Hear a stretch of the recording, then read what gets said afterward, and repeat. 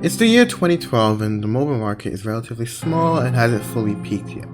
With League of Legends entering its official second season, getting a massive player base spike, many companies wanted a piece of the mobile pie before it was too late.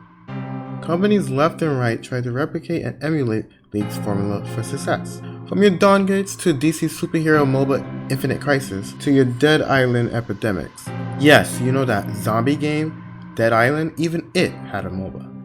But one small studio in Georgia came out of nowhere. Instead of trying to emulate the standard mobile formula for over-the-top camera view gameplay to a more action-oriented third-person camera viewpoint. In May of 2012, Hi-Rez Studios dropped a trailer that would shake up how many people view the mobile genre forever. This sounds like a recipe for success. Core gameplay revolved around WSD movement and an action camera viewpoint, bigger than life ultimates, and on top of that, a new IP based on mythological figures in history that you have limitless amount of deities to take from. However, this just wasn't the case. Even with its somewhat successful official launch in 2014, SMITE has never really felt like a real competitor to League or Dota. If you look at viewership numbers across the board on YouTube, Twitch, or even Google Trends, SMITE was never really being talked about to that level. How can a game that basically everyone claims at its core is amazing and fun not blow up and be able to hang with the big dogs? Let's try to figure out why. This is a case study on SMITE, the game that never reached its potential.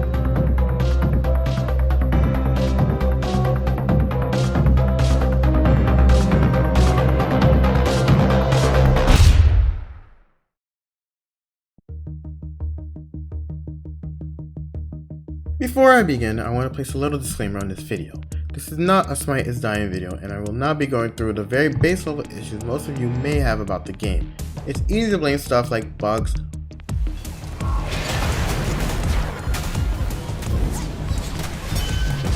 overpowered characters, skins, stream snipers. I guess no matter what, block your map, I guess is the best thing. With my hand? etc. But you can just look at the endless amount of SMITE is dying videos on YouTube for these base level investigations. What I will be doing is going after the history of SMITE and issues that may or may not still be apparent. So let me ask you this, what is SMITE to you? What is SMITE's identity? Think of an answer to that question now and as you watch this video.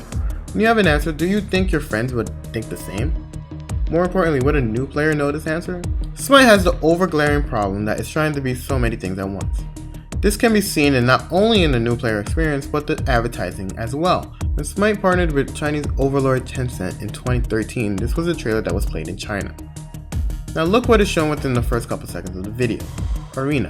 According to this chart in 2018, Arena is one of the most played game modes, only second to 3v3 Joust at the time of this image. You would think Arena is the main game mode with how popular it is, how it consistently gets map changes, and how even in the game when you boot it up for the first time, the first tutorial you get introduced to is again, Arena.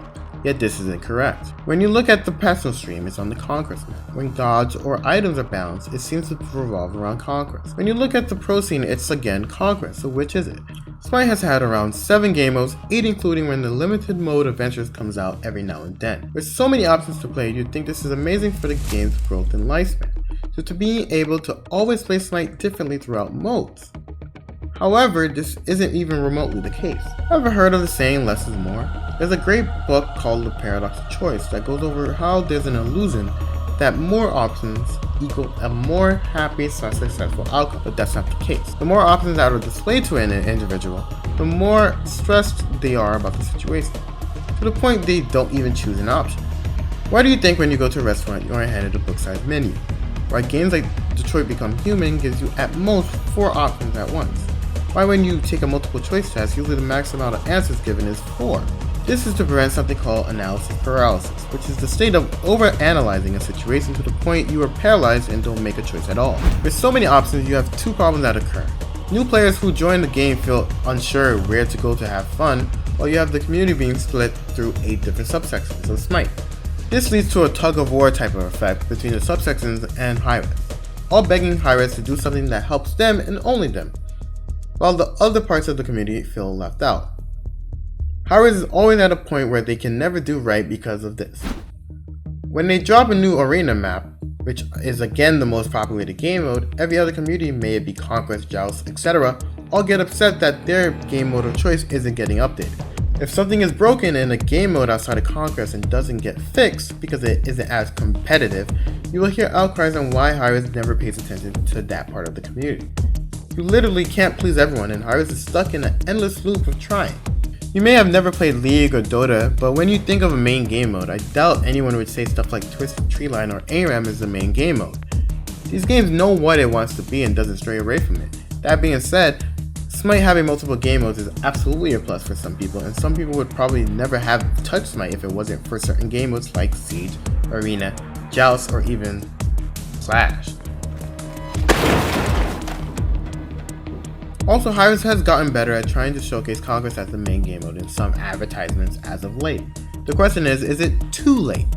The issue here is that with so many game modes, it makes stuff like the pro scene harder to sell. If you are an arena Loki one trick, why would you even care about Conquest? If you and your friends like getting drunk and pub stopping Siege, why would you ever care about the pro scene? Game modes like Siege and Clash were designed to be the bridge for an arena player to enter Conquest, but in the end they failed, and just ended up being another mode that's not Conquest. Having a successful pro scene isn't everything, but with how aggressively Hi-Rez has tried to push the pro scene in the past with high prize pools and world championships, it feels like two conflicting ideas bashing at each other. Do you listen to the loud minority that is the Conquest player base that is your core?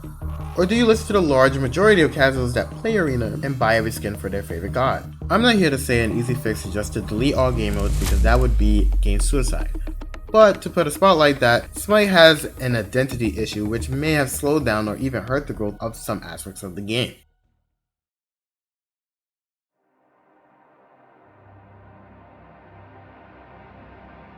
If you look at the new player experience, this is also one of the biggest issues to SMITE's lack of overwhelming success. SMITE has been out for roughly 8 years and it still does not have an appropriate new player experience.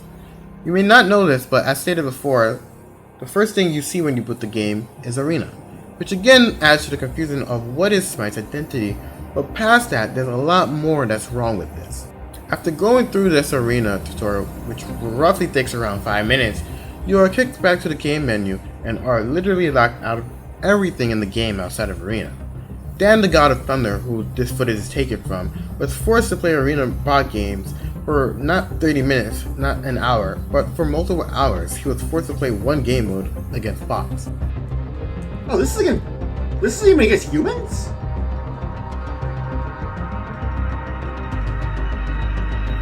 The first match I get isn't even against people. According to his findings, you aren't allowed to play Conquest or Assault for roughly 20 hours. 20 hours? That's a day of playtime. Could you honestly, without reasonable doubt, suggest SMITE to a friend like this, especially if they want to play Conquest or even Assault? Now let's compare this tutorial to one of SMITE's direct competitors, League of Legends. When you boot up League for the first time, you're introduced to the World League with a short cinematic reel, and then are booted straight into an alternate version of Summoner's Rift, aka League's Conquest mode. You are introduced to how to kill minions, encounter a bot, then go into a section where you can choose 4 very different champions to play as. After choosing which champion you want to play as, you go through roughly 5 minutes of what you would expect, clearing towers, kill bots, and even teamfighting. After clearing the Nexus and beating the tutorial, you are shown a menu where you get to choose any of the champions you just messed around with 5 minutes ago to keep. At this point, you are shown 2 more tutorials regarding CSing and how to buy items in 2 different bot games. This took me roughly around 23 minutes. After beating the tutorials, you're shown a screen about all the rewards you can get for playing more and level. From this point on, you are literally able to do anything, and I mean anything. All modes, even teamfight tactics, which isn't even related to the core League of Legends game, is unlocked. The only locked modes are of course ranked and draft, which is only a mimic of normals with bans. This is because of a 20 champion limit, so the mode isn't unplayable if your entire roster of champions gets banned. Within around a half an hour, I'm able to play League however I want. I'm shown very different playstyles of champions, multiple main mechanics, and get shown all the rewards I can get as I start this journey into a new game. While in SMITE, within 30 minutes I'm shown one god, Neat. I get no choice to play anything besides Arena, and I'm barely shown any of the core mechanics of SMITE. With this knowledge and showing these side by side, which would you more likely show to a friend? Which would you think a new player would have a better experience with?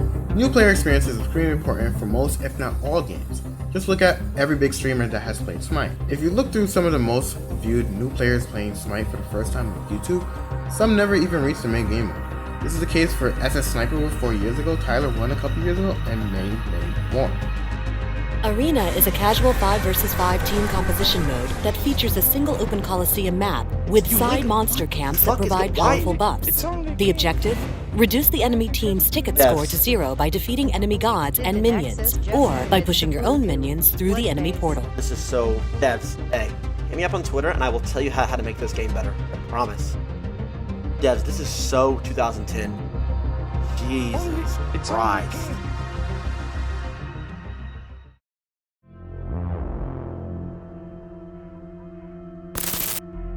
One thing that has always been one of the flaws of SMITE popularity in the MOBA scene is international success. Korea is one of the largest places for gaming, and especially professional gaming at that. With the PC bang market having millions of players play games like WoW, Overwatch, League, etc. for hours on end, this market seems to be untapped potential, but SMITE has never reached the big age of market. Well, except for one time, and that was as stated before. I love them. China. China? China, China, China. I have to have my China. When the Chinese release of SMITE was announced, everyone was excited in the West. This was it. This was when our great game finally gets to blow up and become a mainstay in the MOBA genre. However, again, this just wasn't the case. SMITE was in closed beta for around 3 years in China since the announcement in 2014. No one outside of the higher-ups at Hi-Rez knows the ins and outs of what went on with Tencent.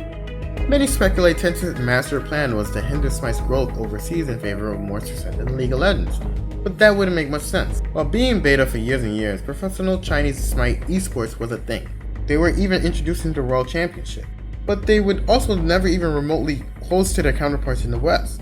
This was because of multiple issues, but what most people don't realize is that they just never had the same version as the West. Certain gods were missing from the roster, certain items didn't function the same way, certain buffs and nerfs weren't even in the game. So imagine you were playing a patch months, maybe even a year behind, then have to go to a world championship where everything is completely different? Where a new god who was released a month ago is legal for play but you haven't even seen it in your life? China was dealt a bad hand in this poker game, and it's a shame. Every year Chinese teams would get smoked in the group stages and eventually just recently not even be a part of the world championship scene at all. Success in China is especially important because it sometimes can fund a game that's not even remotely popular in the West. Do you know what's the highest grossing MMO is? World of Warcraft, right? Actually, no. The highest grossing MMO ever, and the 4th highest grossing video game ever, is an MMO called Dungeon Fighter Online. It's a relatively small game in the West, but it's insanely, and I repeat, insanely huge in Asia, which makes it more money than WoW, which is probably the MMO you think about when the MMO genre comes up. This is why this is such a huge misstep on Hi-Rez's fault not capturing the Asian market. This is also the case for the Latin American region and the level up situation. During Season 2 of SMITE, a LATAM server was created for the LATAM community, which was managed by Level Up Games. Since this was created, there was constant complaints about ping issues and yet again late patches. It seemed like the situation in LATAM was so messy that as of 2018, Level Up posted an official announcement on their Facebook stating that they and Hi-Rez no longer have a contract. The running trend seems to be poor management by Hi-Rez's partners and probably even Hi-Rez themselves in other regions outside of NA and EU. If these two situations were handled with more attention and care, there would be no reason for SMITE not to expand into other regions, like Korea, for example. But with how poorly Latin America and China went, can you even be surprised that SMITE has expanded since?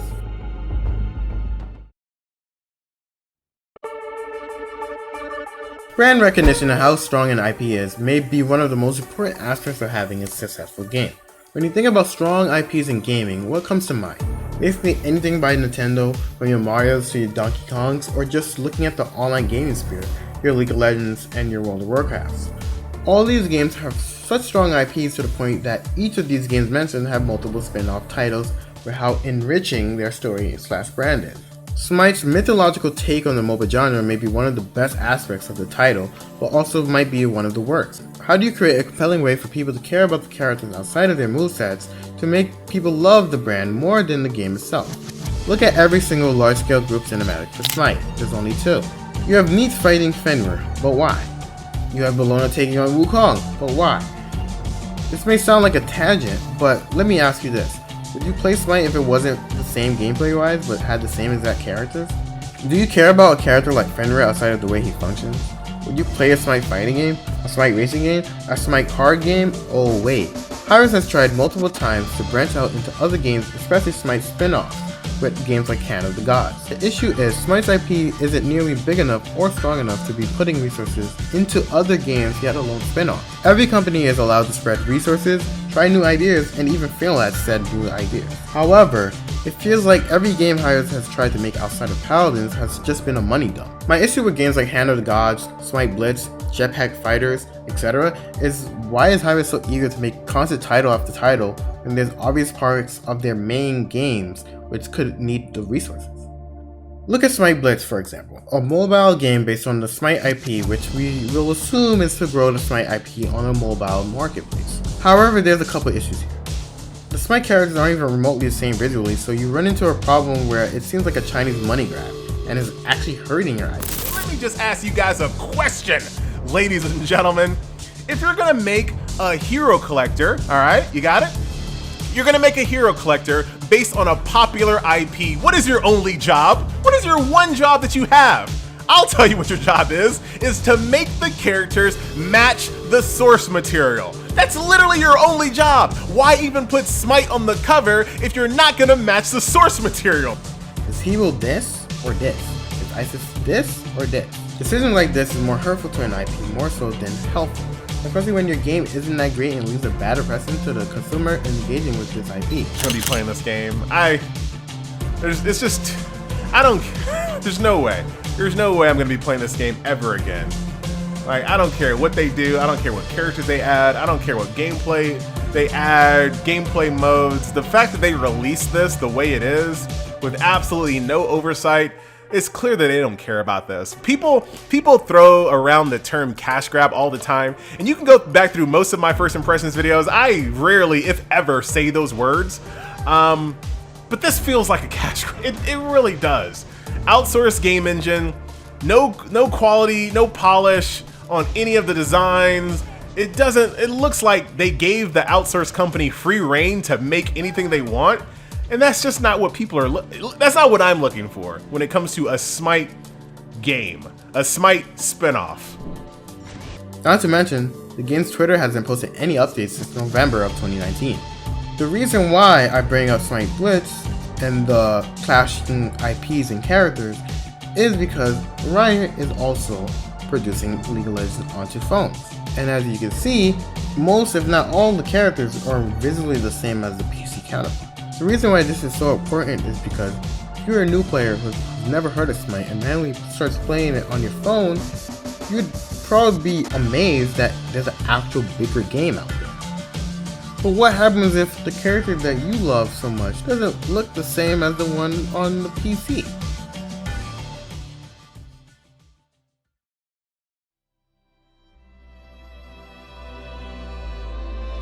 In closing, I didn't make this video to complain about Smite, hate on Smite, or even hate on Hi-Rez. The main counter argument people bring up when people claim Smite is dying is usually the console player base. However, this argument is flawed because there's no AAA competition for a MOBA on consoles.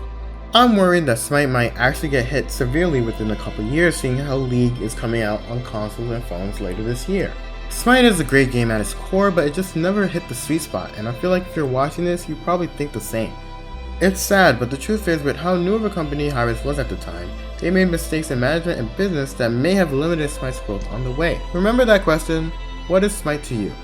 Smite will always be the game that gave me great moments to watch. On his last legs, the best on no legs, the Game Hunter on giant legs is chasing him down. Knock out from Shockwave, Jingle Bang on the ground, Zapman goes down, Triple kill. Look from above, the skies come down, Quadra kill. He's got the kill, go for Shadow Q, the pentakill, there's a pentakill! The ability to even edit this video, and some friends I'll cherish for the rest of my life. This was my first time doing this type of long video, so if you like it, be sure to comment or tweet at me. Anyway, this was a case study. A case study on Smite, the game that never reaches potential.